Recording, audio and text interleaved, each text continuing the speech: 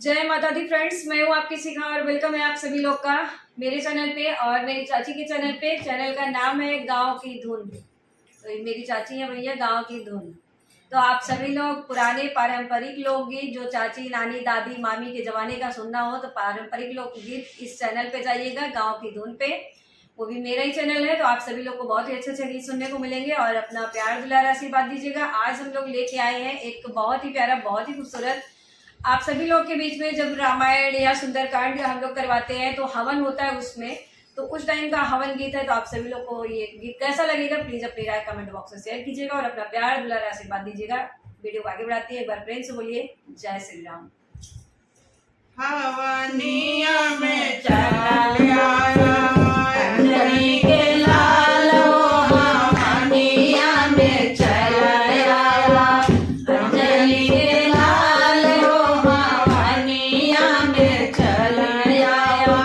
चलिया चलिया चलिया चलिया अंजनी के लाल हो, हवनिया में चल अंजन कुमार हो, हवनिया में चल अंजनी के लाल हो, हवनिया में चल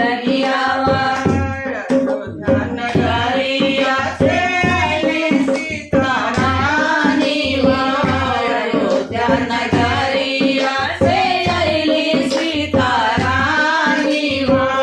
संगवा में आए संगवा में अइले उनके दशरथ कुमार हो, हवनिया में चल अंजनी के लाल हो, हवनिया में चल अंजनी के लाल हो, हवनिया में चल काशी नगरिया से अइली गौरा रानी हो, काशी नगरिया से अइली गौरा रानी हो। संगवा में अइले उनके संगवा में अइले उनके काशी विश्वनाथ हो, हवनिया में चल अंजनी के लाल हो, हवनिया में चल अंजनी के लाल हो, हवनिया में चल अंजनी के लाल हो, हवनिया में चल अंजनी के लाल हो, अंजनी के लाल आवा पवन कुमार हो, हवनिया में चल अंजनी के लाल हो, हवनिया में चल अंजनी के लाल हो, हवनिया में चल नगरिया से अइली राधा रानी हो, गोकुला नगरिया से अइली राधा रानी हो।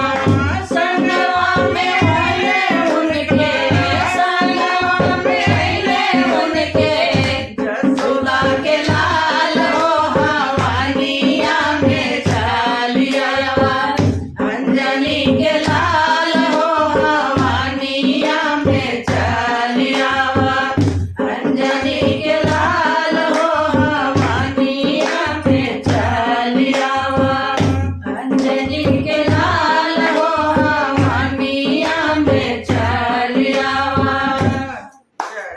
जय बजरंगबली। कैसा लगा गीत कमेंट बॉक्स में अपनी राय शेयर कीजिएगा और अपना प्यार दुलार आशीर्वाद दीजिएगा। मिलती हूँ नेक्स्ट वीडियो में, तब तक के लिए बाय बाय। एक बार फ्रेंड्स बोलिए जय श्री राम।